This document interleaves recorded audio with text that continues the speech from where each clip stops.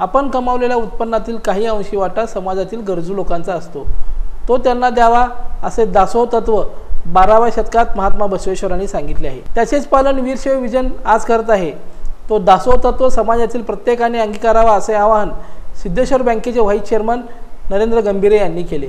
वीरशैव विजनतर्फे 100 गरजूंना अन्नदान उपक्रम प्रसंगी ते बोलत होते। यावेळी आस्था रोटी बँकेचे अध्यक्ष आनंद तालीको, वीरशैव विजनचे संस्थापक अध्यक्ष राजशेखर बुरकुले, उत्सव समिती अध्यक्ष शिवानंद सावळगी, सोमनाथ चौगुले, अविनाश हत्तरगी, सिद्धेश्वर कोरे यांची उपस्थिती होती। यावेळी आस्था रोटी बँकेच्या सहकार्यातून 100 गरजू व्यक्तींना बालुशाही, चपाती, आमटी आणि मसाला भात असे अन्नदान करण्यात आले। या कार्यक्रमाच्या यशस्वीतेसाठी सुहास छंचुरे, सिद्धू बेउरे, वेदांत तालीकोटी, महेश नागनसुरे, प्रशांत कस्तुरे, माधव जाधव यांनी परिश्रम घेतले।